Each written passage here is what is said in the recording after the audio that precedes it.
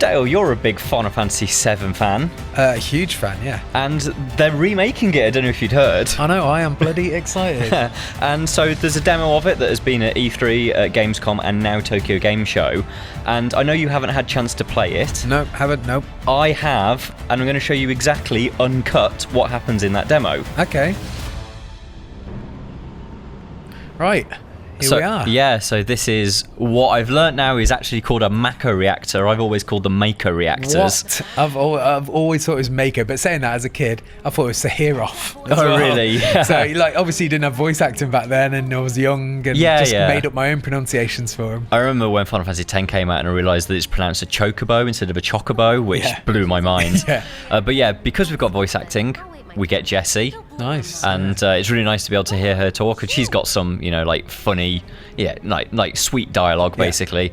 But yeah, this is quite far into the Mako reactor from what you'd know from the original Final Fantasy. Like, you've gone past all the bit where you climb the pipes and stuff like that. Yes. This is, at the moment, we're on the gantry ways that would be above the save point that's just before the Scorpion boss battle. Do you see anything of what the save points look like now? Or is it just all auto save? I have a feeling, that save points are just dead now. Yeah. Like, they're just not going to be in there, because there's definitely not one here. Right. And if I remember rightly, Final Fantasy 15 had sort of got rid of physical save points. We're now in an era of checkpoints and auto saves and stuff like that. They do feel like a bit of a relic now, don't they? Absolutely. Yeah. So, I mean, much like everything else, they've obviously modernised a lot of things. Like the combat system. Yeah, exactly. There you go. So you can see here, like, these enemies I don't think would necessarily have been here before. No. But obviously they're now in the world, which means that we get to just fling spells from across the gantry as such.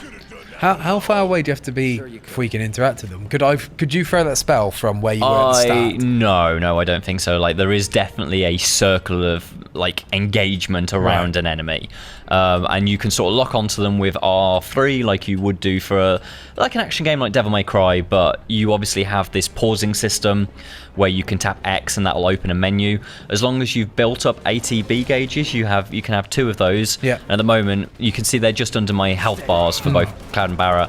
They're not full at the moment, but as you spend time and you attack or defend, they will build, and then you can use those to cast either spells or use special abilities. So they look like they build rapidly when you're attacking as well. So encouragement to just constantly attack and build it up. Yeah, absolutely. It's not one of these things where like you're going to have to wait ages between doing really cool attacks. It's like within reason you can be pulling these off every few seconds, and I really like that. It makes the pace of combat feel really, really good. Sure. And you can see sort of like Barret and Cloud working together here, because obviously these monodrive enemies, which you might remember from the original game, they're obviously at a distance, and especially this Sentry Ray, which Cloud technically can reach because he can leap into the sky to strike, but it's a good area to show off what Barret can do with this bullet barrage. So I've noticed that you keep switching between the members. Is that actively encouraged? Is that the best way to play, would you say? I would say it's definitely the best way to play. So the thing is like, there is AI, and so Barret or Cloud, you know, depending on who you're playing as, the other person will always be controlled by the AI, and they will effectively constantly attack, and they're fairly smart, but what they don't seem to do is necessarily attack with their special abilities. I think that's very much something for the player to dictate. And that's good, because it means that it's not like when you decide, oh, Barret's got Cure, he's got Cure Materia, so I really want him to cast some Cure spell now. The last thing you want to do is, in an emergency moment, swap to that character and they've not got their ATB gauge, because they've just wasted it, you know, attacking someone with Thunder or something like that. Do you think there might be the option to set up like scripts for the AI to follow? Well, that would be like Gambits, wouldn't it, from Final Fantasy 12? I would very much like that to be in. I have not seen that yet. Yeah, so you could set like, so Tifa's got a cure, and when we get below 20%, then she automatically triggers it if she has an ATB full. That is something that feels like has been in Final Fantasy games before, and I think that would very much suit this combat system. Yeah. But we'll see how it goes. The one thing you can do is you don't have to directly control the characters that you want to do things. So if you're playing as Cloud and you know that Barret has got a specific spell or ability that you want used in the battle now, if you open the menu, you can just effectively get Shroud to shout to Barret, like, can you please use this? And I don't think there's necessarily the VO for it, but it is very much like you wouldn't have to swap to Barret, then open the menu, then cast it. You just, through that menu, look at what Barret has to bring to the fight.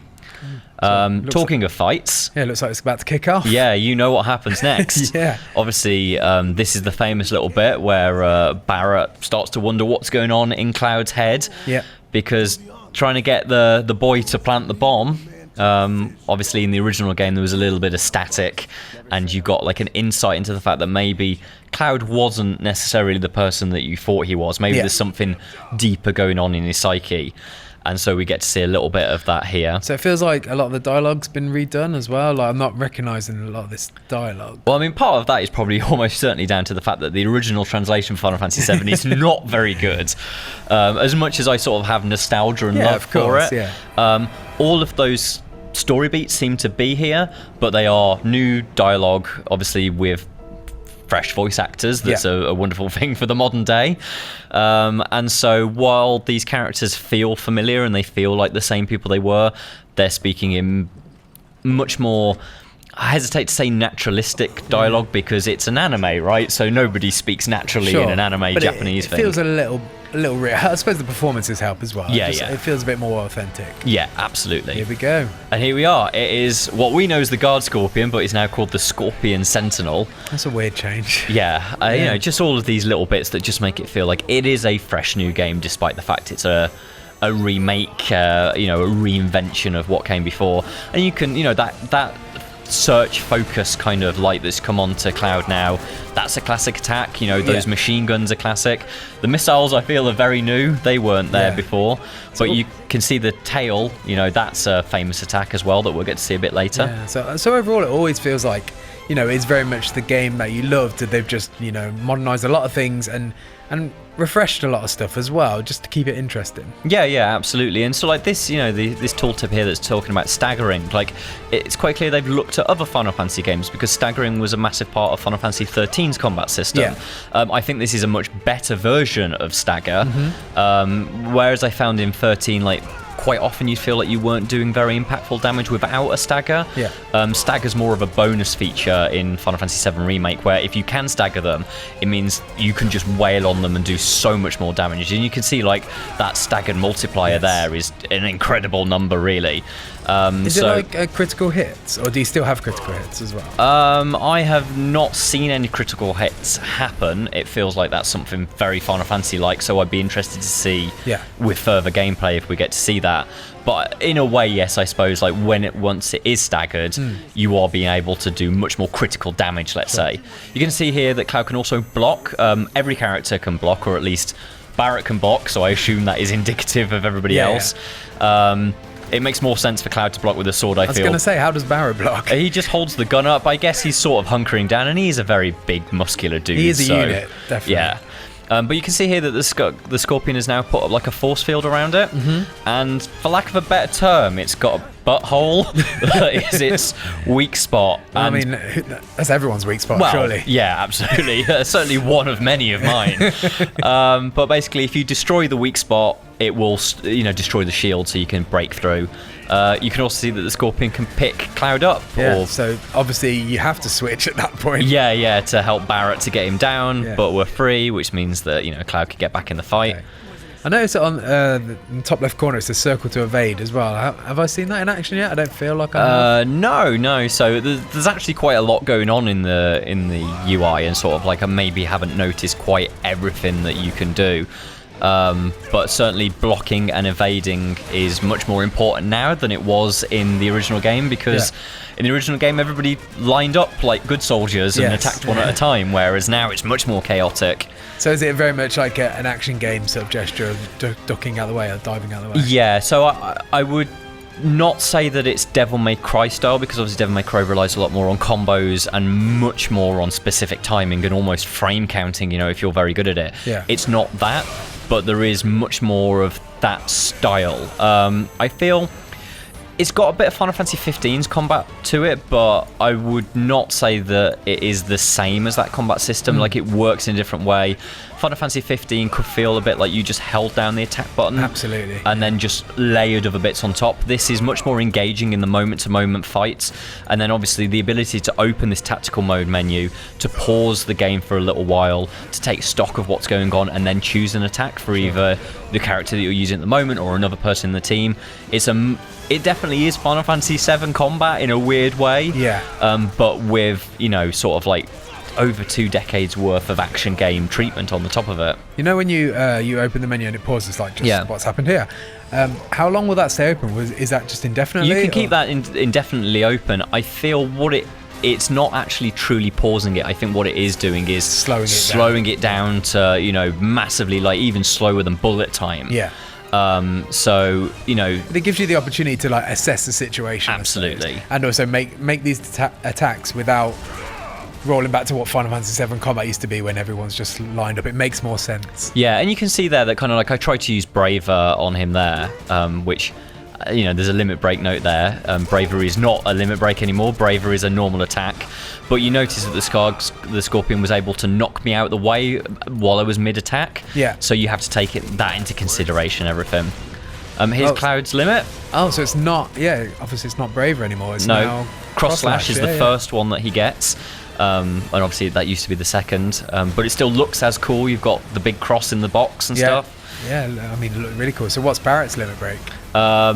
It's basically Big Shot, but it's not called Big Shot. There's another one where they just changed the name for a laugh. Sort of, yeah, like, you know. Maybe they feel like in 2019 it's a better way of describing the move. Yeah, and like, so it's called Fire in the Hole now, which I think is almost like a better name than Big Shot anyway. But you can see now that this is where, so I'm using this opportunity to heal up as the Scorpion charges up the tail laser. Now before, obviously, you could stop it from using the tail laser, because it would be, if you attacked it while its tail was up, it would respond with a laser.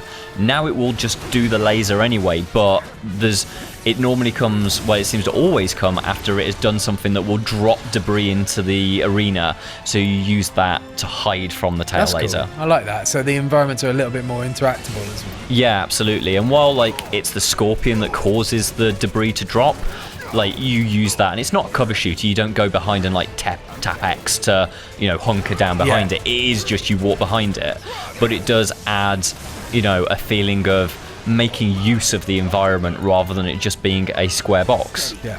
So you can see sort of like Barrett's limit break is building up now. So my plan basically here is to finish it off with a limit break. So we're just going to wear him down with, like, we can use the aero spell there, which is obviously the wind element spell. And we should probably use a bit of thunder at some point, because obviously the Scorpion is weak to lightning attacks. Yeah. I mean, something I like about this, it's way more like cinematic now. It feels absolutely so much more of a big boss battle, where it's kind of a walkover in the original. Yeah. Well, I mean, like, what did that original fight take you? Like all of 2 or 3 minutes. Yeah, it was not a big boss. Whereas now it's like this multiple stage. You know, it sort of feels like it's broken into 3 major stages. But even within those stages, it feels like there are things to sort of focus on. Yeah. And yeah, like, I mean, like the arena is falling apart, and gradually sort of there are flames building up on the floor as those missiles strike and like leave, you know, scorch marks and stuff like that. Yeah. It genuinely is. You know, if you've never played Final Fantasy before and this is kind of like your first introduction to big battles in it, this is a good way to go, right? Absolutely. I just noticed a second ago on the right hand side it said you recovered HP with a Mako, was it? No? Mako crystal? Right. So I when I was just bunkering down, I was using like the Cure spell. Okay. So I assume that it is related to that. So, but what? Anytime you use MP, it triggers this? Possibly. Like I say, that there's quite a lot going on this UI, so it's one of these things that gradually you'll learn it over time. Of course, yeah. But yeah, so you can see that we're now locked onto the individual front 2 legs, and that's because basically now the Scorpion you can see it's on fire, like all of its armor panels are dropping off. It's got self-repair functions, but they are based in the legs. Right. Okay. So we're attacking the legs to stop it from doing that, and now wearing it down with Barrett. Gradually getting to that point where we can use that limit break. See, it's self-repairing itself, but we're not going to let it get that far. I wonder how many other bosses have, so it's limb-based, like, have limbs that sort of do different elements, cause different damage and repair itself. Mm-hmm. I wonder how the I'm fascinated to see how different bosses are. Yeah, you know, absolutely, yeah. Like what apps will be like, what Airburster will be like, you know, all of those. But you can see it's on its last legs, so I think it's time to use Fire in the Hole. Looks exactly like Big Shot, doesn't it? Ooh. But that explosion at the end is substantially larger. There we go. We've done it. And that's how to defeat the Scorpion Sentinel, and that is, as I say, that is the uncut demo from, that's what I originally played at E3. It's what's available at Tokyo Game Show. And yeah, I know that you didn't originally get a chance to play it at any of the shows, Dale, but I hope you feel like you've had a good look at it now. I feel like I played it, to be honest. Watching it, I'm very excited to try it out for myself. Absolutely, and there we go, into the depths. And that is Cloud and Barrett's mission accomplished. Nice. For more on Final Fantasy VII, why not check out our preview of the remake, or we've got this video where we look at the episodic structure of the game.